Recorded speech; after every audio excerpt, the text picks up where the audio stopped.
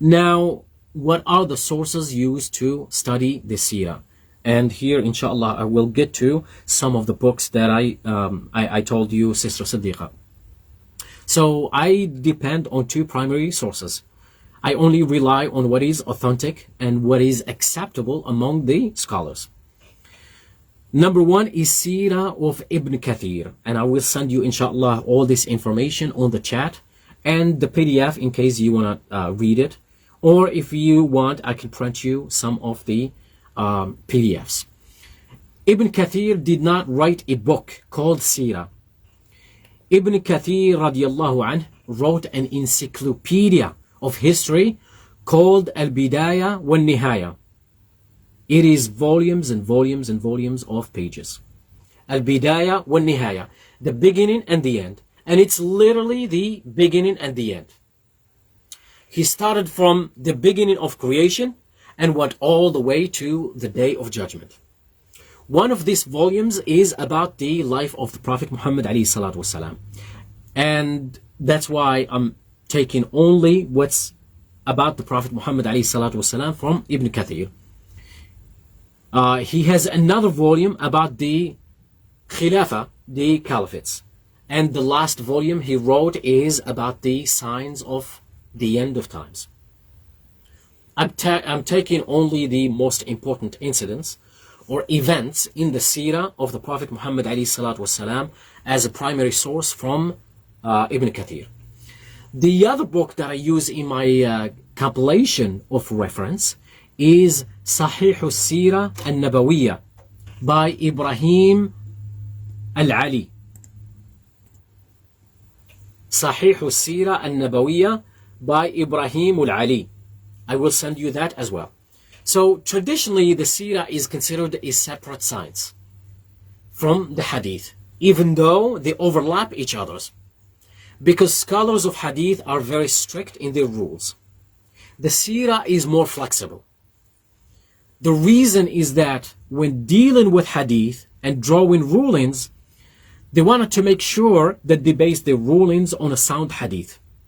They didn't want to rely on weak sources when it comes to the Muslim's life.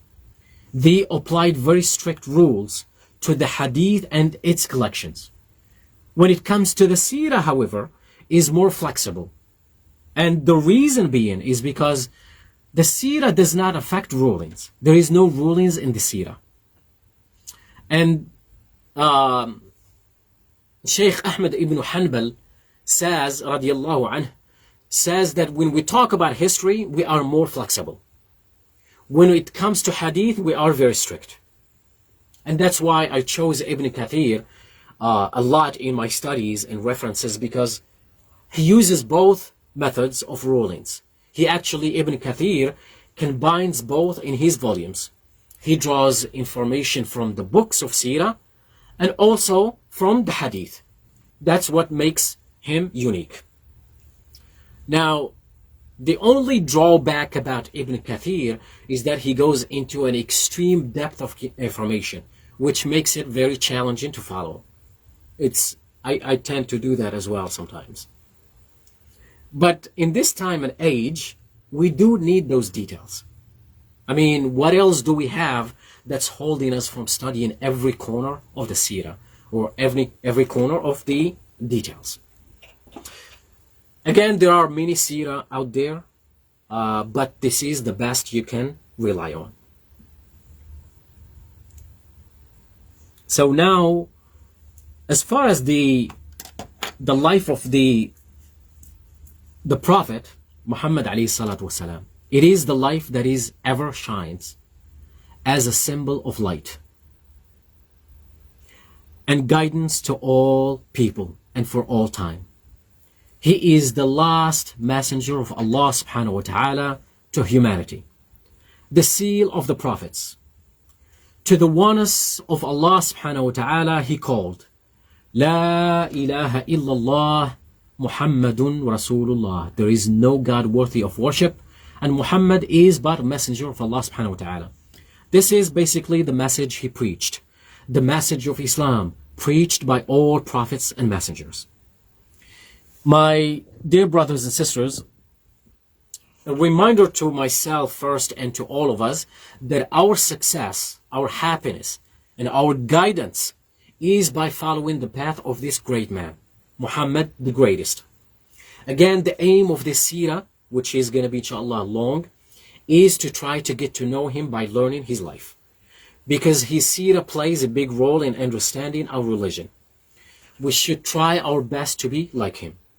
So let us discuss this seerah with different intentions.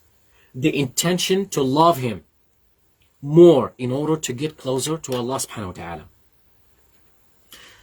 We can't neglect what happened before the time of the Prophet Muhammad alayhi salatu wasalam. We need to have an idea of what's before him. We mostly need to have an idea of how law falls before Muhammad alayhi salatu wasalam. And when we get to his biography, we'll have an understanding of what's happening during his lifetime, because what's in the past connects with what's in the present and the future as well, because the facts are very, very important. So the seerah of the Prophet Muhammad ﷺ dates back to a few thousand years before that. And the reason for that is that the emphasis here is on the lineage of the Prophet Muhammad ﷺ. The majority of scholars, when you hear them talk about the seerah of the Prophet Muhammad ﷺ, they will go back to Ibrahim ﷺ, because Ibrahim ﷺ connects directly to Muhammad. Ibrahim, the grandfather of Muhammad in a long descendants. Ibrahim, which now we're going to start the seerah inshallah. Ibrahim went to Palestine, and from Palestine he went to Egypt. In Egypt, he was a tyrant king. This tyrant king was womanized and had spies all over the land. Whenever they see a beautiful, attractive woman, they take her by force to this tyrant king. So Ibrahim and Sarah, they were in Egypt at that time. And Sarah, radiallahu anha, was attractive and beautiful woman.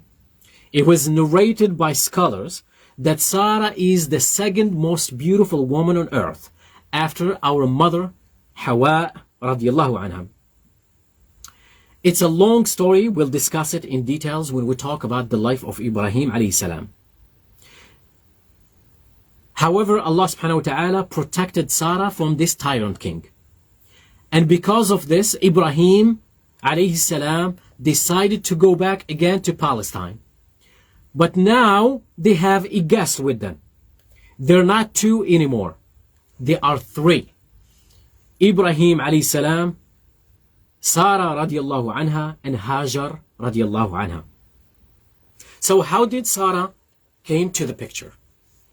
The tyrant king was left paralyzed when he tried to come near or harm Sarah 3 times. Sarah made dua to Allah subhanahu wa ta'ala to protect her from this tyrant king. 3 times the tyrant king would try again and again to get near Sarah. And Sarah, she would make dua asking Allah subhanahu wa ta'ala to protect her. And Allah subhanahu wa ta'ala would paralyze this tyrant king 3 times till this tyrant king realized this woman was protected. He promised her saying, "Ask your Lord to free me, and I promise I will release you and let you go. And give you gifts." This gift among gifts plays a big role in the history. This gift plays a big role in the life of the Prophet Muhammad alayhi salatu wasalam.